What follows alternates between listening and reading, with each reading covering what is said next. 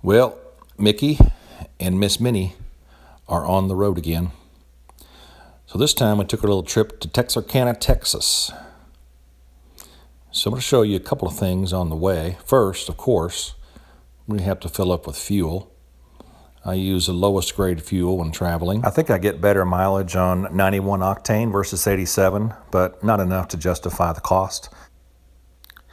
So this is a 2008 Dodge with a 5.7 liter Hemi engine. I don't know what the gear ratio is, but it does pretty good towing this trailer. This trailer is about 3,700 pounds, so we're not pulling much really. And I love pulling this trailer because it's 7 feet wide versus most are 8, and it's light, it's short, it's 21.5 feet from tongue to bumper.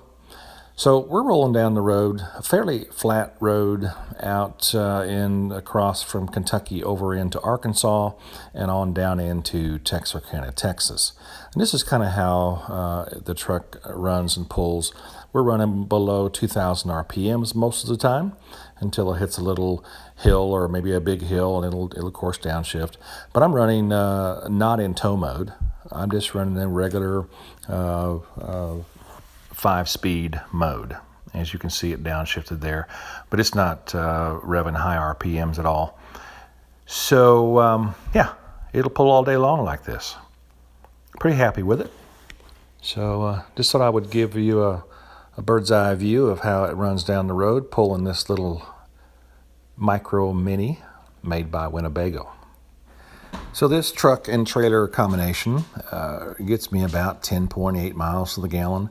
I'd say there are times when it runs down in the 9.5 mile to the gallon range, and I have gotten 11.5 or 12, but in general it's 10.5 miles to the gallon, which is fairly standard, I think, for most rigs out there. So there you go. Here it is, just following us down the road. Yep, so we arrived in Texarkana, Texas, and camped for 4.5 days, and pulled back home to Kentucky. So it was a great weekend. We had temperatures in the 60s and 70s. It rained part of the time, and that was okay, but it didn't dampen the spirits at all. Had a great trip. And then back home we go.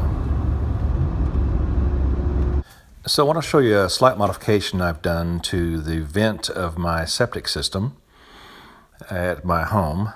So in order to dump the black water, I've installed a fitting here that I can screw this elbow into and hook my black water hose up to and dump it right into my septic tank.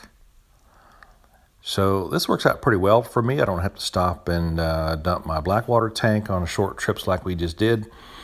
And I sort of dump the tank, dump the black water, and then I unhook the hose from the black water tank, and I walk the hose over to the connection that you see here and sort of dump it out. You'll see it dump a pretty good flush of water there in just a moment. So yeah, that's me emptying the hose there. And then I hook it back up to the camper, and I've got a fitting on the camper to put a water hose into, and it rinses the black water tank. I like that feature, so I run it for 10 or 15 minutes and just rinse. And as you can see, I'm rinsing there right now. It's pretty clear. Wouldn't have had to let it run as long as I did probably, but then I do the same thing. I unhook from the black water connection at the camper and raise the hose up above ground level and flush the hose as it drains into the septic.